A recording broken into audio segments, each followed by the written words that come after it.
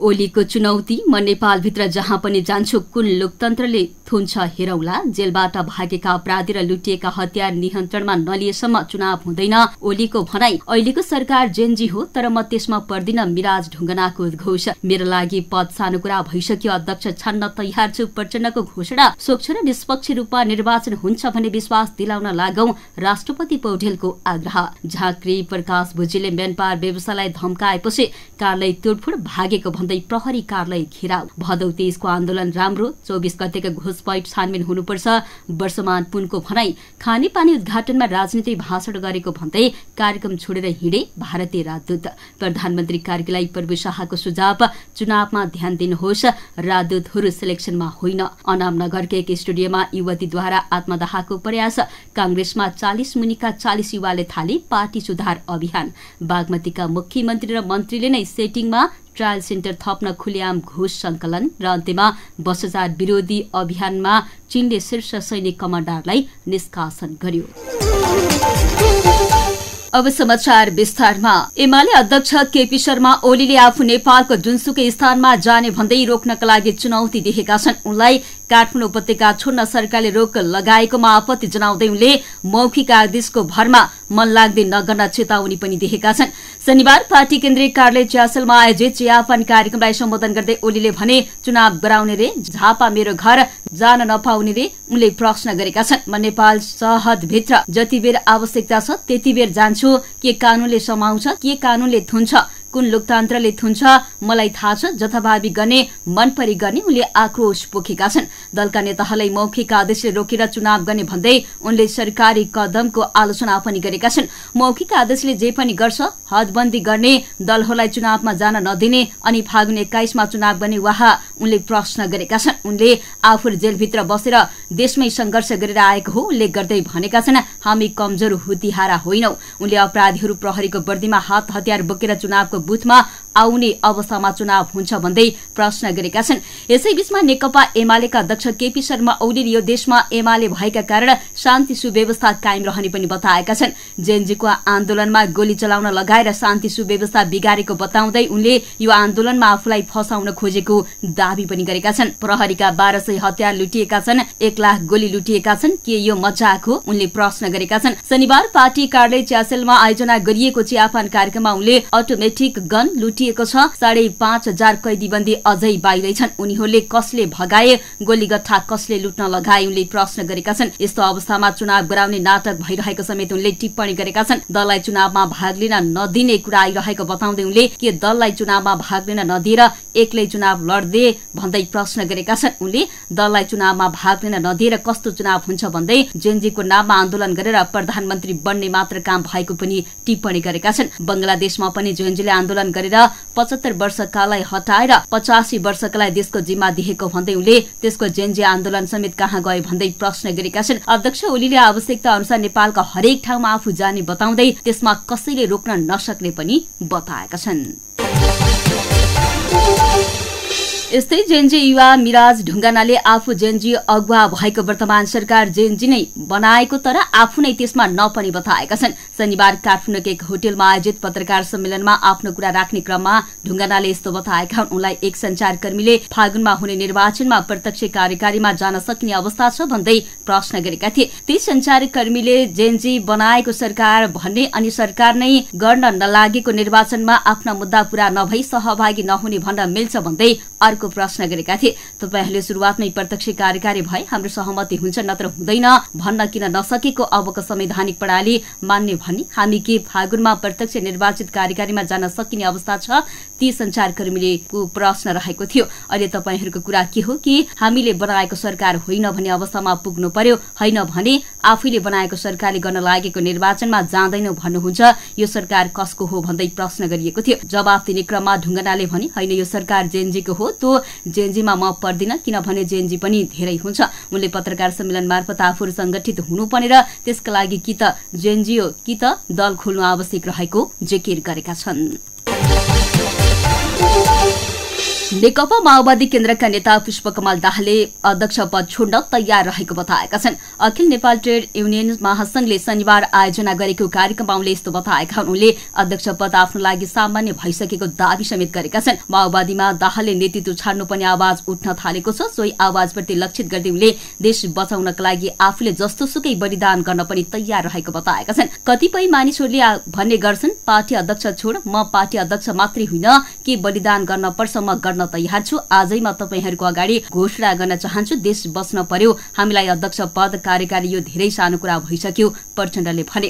मैले यिनै कुरा विचार गरेर नै केन्द्रीय समितिलाई आयोजक समितिमा अध्यक्षलाई संयोजकमा अधिवेशनसम्म जाँदा जे परिवर्तन गर्नुपर्छ जस्तोसुकै त्याग गर्न म तयार छु, मैले भनिराखेको छु। उनले भनेका छन्, म सबैलाई पनि राष्ट्रको निम्ति त्याग, देशको निम्ति त्याग गर्न तयार रहन पनि म सबैसँग अपील गर्दछु। उनले पार्टी कार्यकर्तालाई विचलित नहुन पनि आग्रह गरेका छन्। राष्ट्रपति रामचन्द्र पौडेलले भयरहित वातावरणमा स्वतन्त्र, स्वच्छ र निष्पक्ष निर्वाचन हुन्छ भन्ने विश्वास दिलाउने वातावरण बनाउन सरकार र सुरक्षा निकायका प्रमुखलाई आग्रह गरेका छन्। राष्ट्रपति भवन शीतल निवासमा अन्तरिम सरकारका प्रधानमन्त्री सुशीला कार्की सहित मन्त्रीहरूको सहभागितामा भएको छलफलमा चारै सुरक्षा निकायका प्रमुखलाई राष्ट्रपति पौडेलले राजनीतिक दल र आम नागरिकलाई चुनावबारे आश्वस्त बनाउन आग्रह गरेका हुन्। उनले शान्ति सुरक्षा कायम गर्न, भयरहित वातावरणमा निर्वाचन गराउन सुरक्षा निकायले प्रभावकारी भूमिका खेल्नुपर्नेमा जोड़ दिएका राष्ट्रपतिका प्रेस सल्लाहकार किरण पोखरेलले जानकारी दिएका छन्। राष्ट्रपति पौडेलले भदौ 24 गते लुटिएका हत्या र भागेका कैदीबन्दी सबैलाई अविलम्ब फिर्ता गर्न आग्रह पनि गरेका छन्। अन्तरिम सरकारका प्रधानमन्त्री कार्कीले स्वतन्त्र, निष्पक्ष र भयरहित वातावरणमा चुनाव गराउन सरकारले कुनै कसर बाँकी नराख्ने बताए। उनले पूर्ण तयारी र सुरक्षा निकायलाई चाहिने सम्पूर्ण साधन स्रोत उपलब्ध गराउन सरकार प्रतिबद्ध रहेको पनि बताएको छ। सुरक्षा निकाय प्रमुखले शान्ति सुरक्षा कायम गर्ने र भयरहित वातावरणमा निर्वाचन सम्पन्न गराउन सुरक्षा निकाय सक्षम रहेको बारे आश्वस्त पारेको पनि थिए। उनीहरूले विगतमा योभन्दा कठिन परिस्थितिमा पनि शान्तिपूर्वक निर्वाचन सम्पन्न गराएको स्मरण गराउँदै सुरक्षा निकाय सम्पूर्ण रूपले निर्वाचनका लागि तयार रहेको बताइएको छ। भाइरल झाँक्री प्रकाश भुजेलले एक मेन पावर व्यवसायलाई धम्की दिएपछि व्यवसायपछि दाहालले उनको कार्यालय तोडफोड गरेका छन्। प्रहरीविद गोकर्णका अनुसार नारायण टारमा रहेको झाँक्री तथा तान्त्रिक संघको कार्यालय तोडफोड भएको। उक्त संघका अध्यक्ष भुजेल नै हुन्। उनले शुक्रबार बेलुकी एक मेन पावर व्यवसायलाई त्रिभुवन अन्तर्राष्ट्रिय विमानस्थलको बाहिरतिर गएर धम्की दिएको र व्यवसायी पक्ष समूह आक्रोशित भएर त्यहाँ पुगेको प्रहरीले जनाएको छ। कार्यालय घेराउ हुनसाथ उनी भागेर काँडाघारीतिर गएको भन्दै व्यवसायी पक्षले संघको कार्यालय तोडफोड गरेको हो। भुजेल काँडाघारीमा लुकेको र उनलाई आफूको अगाडि उपस्थित गराउनु पनि भन्दै व्यवसायी पक्षले अहिले काँडाघारी स्थित प्रहरी प्रभागलाई घेरा हालेको बताइएको छ। सत्य तथ्य बुझेर व्यवसायी भुजेल बीच मध्यस्थता गराउने प्रयास भएको पनि प्रहरीले जनाएको छ।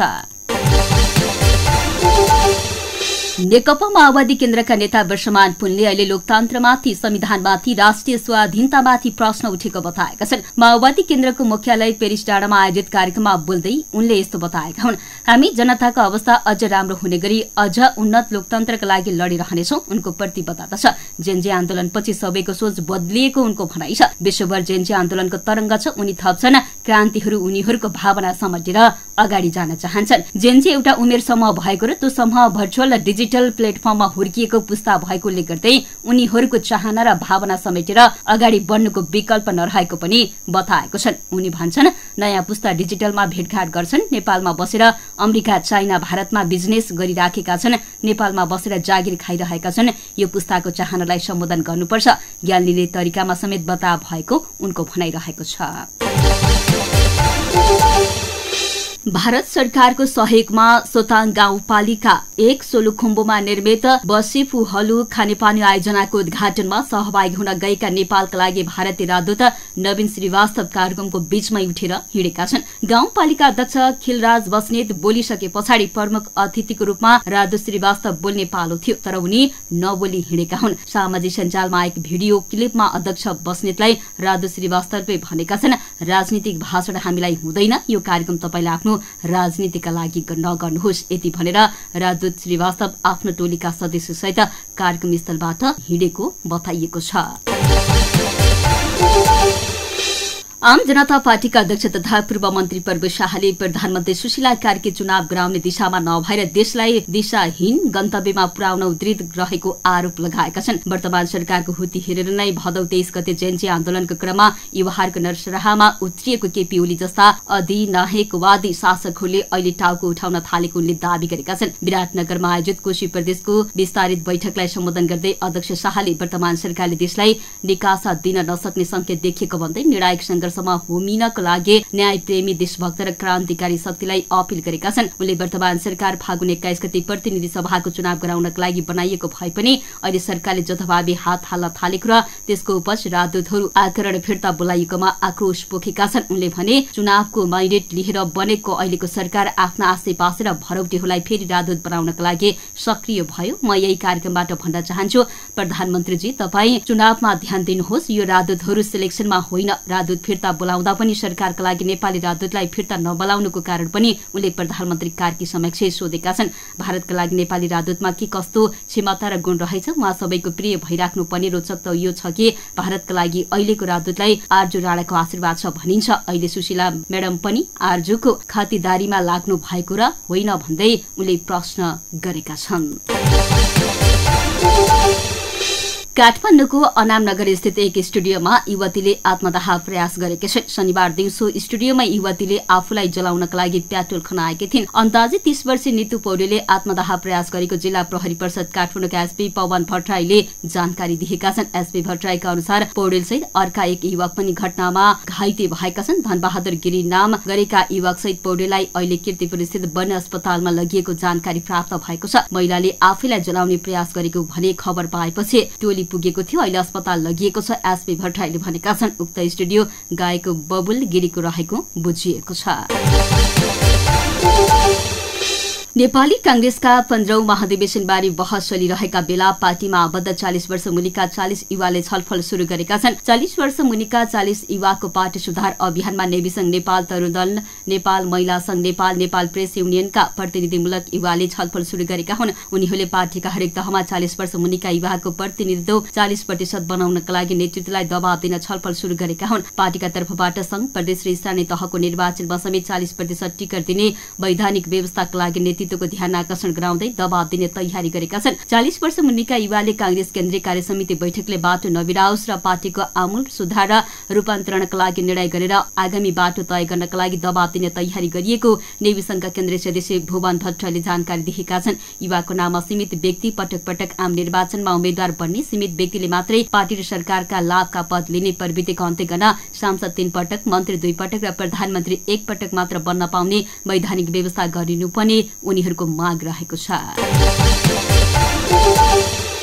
संघीय सरकार खर्च कटौतीको चर्को अभियानमा जुटेका बेला बागमती प्रदेश सरकार भनी मुख्यमन्त्रीकै पहलमा सवारी चालक अनुमति पत्र लाइसेन्सको ट्रायल सेन्टर थप्न मरिहत्ते गरिरहेको छन्। 2080 साल अर्थात 2 वर्ष अघिको सेवाग्राहीको चापलाई देखाएर अहिले नयाँ ट्रायल सेन्टर खुल्न लागिएको छ, जबकि त्यो बेलाको भन्दा अहिले ट्रायल दिने सेवाग्राहीको संख्या आधा घटेको सरकारकै तथ्याङ्कले देखाएको छ। काठमाडौँ उपत्यका सहित देशैभरका अधिकांश ट्रायल सेन्टरहरू निष्क्रिय जस्तै रहेका छन्। बागमती प्रदेश सरकारले नयाँ सेन्टरको आवश्यकता रहेको बहाना बनाएको छ, तर यसको मुख्य कारण चाहिँ आर्थिक चलखेल हो। सेटिङमै खुलेका केही ट्रायल सेन्टर सञ्चालकले 5 करोड़ रुपियाँ उठाएर सेन्टर थप्ने निर्णय गराउन खोजेको ओपन सिक्रेट भइसकेको छ। काभ्रेमा ट्रायल सेन्टर थप्न मात्रै 3वटा कम्पनीले पैसा संकलन गरेर निर्णयकर्तालाई टोकन दिइसकेको आरोप लागेको छ। यसैबीचमा पटक पटक सूचना निकाल्दै थप्दै गरेर काभ्रेमा 3वटा ड्राइभिङ सेन्टरलाई फरक फरक सवारी साधन अनुमति पत्रको ट्रायल सेन्टर दिलाउन मुख्यमन्त्री बानिया र मन्त्री थापा लागि परेका छन्। उनीहरूले यसअघि 3-3